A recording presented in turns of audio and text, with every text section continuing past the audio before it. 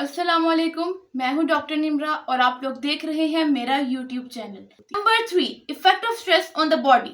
Stress का असर body पर। अब जाहिर बात है, अगर हम लोग मेंटली स्टेबल नहीं है, अगर हम दिमाग में बहुत सारी चीजें सोच रहे हैं, तो उसका असर हमारे सिर्फ दिमाग को नहीं होगा, हमारी पूरी ओवरऑल बॉडी पे होगा। तो पूरी बॉडी पे होगा जब, तो इसके लिए बहुत ज्यादा नुकसान भी हैं। तो आइए देखते हैं कि इसके कौन कौन से नुकसान हमारी बॉडी पे पड़ते हैं। इम्यून सिस्टम कमजोर हो जाता है, डाइजेशन प्रॉब्लम शुरू हो जाती है, skin issues just like acne, dryness, ये सब नजर आने लग जाता है। हार्मोन इम्बैलेंस, हार्ट डिजीज का रिस्क भी बढ़ जाता है।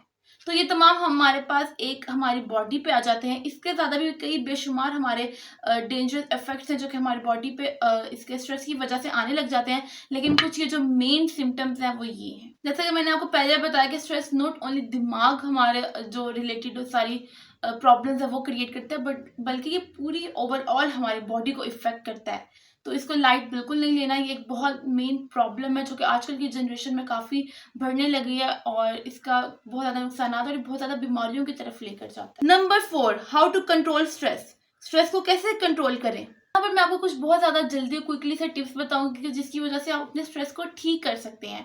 एक बहुत ही इजीली और एक सिंपल वर्डिंग्स में मैं आपको स्ट्रेस रिलेटेड बता सकती हूँ कि आप इसको दोबारा रिकवरी की तरफ कैसे आ सकते हैं। एक्सरसाइज।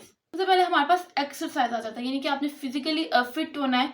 फिजिकली एक्टिविटी स्ट्रेस का नेचुरल किलर है। वॉक करें, योगा या रनिंग करें।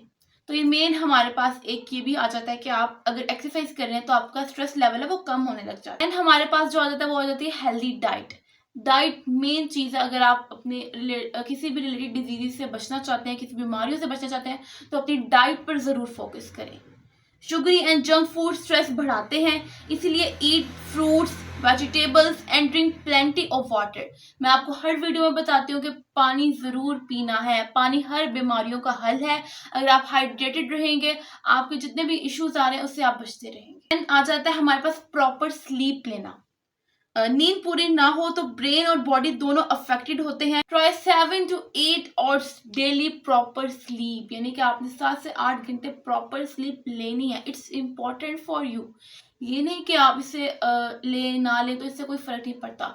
अगर आपकी नींद पूरी नहीं है तो इसका मतलब आप बहुत ज़्यादा बीमारियों को इन फ्यूचर अपनी बॉडी में वेलकम कर रहे हैं। तो ये बहुत ही एक साइनिंग बात है, एक अलर्टिंग बात है आपके लिए कि अगर आपकी नींद पूरी नहीं है तो ऑटोमेटिकली आपकी बॉडी स्ट्रेस में जाना शुरू हो जाए।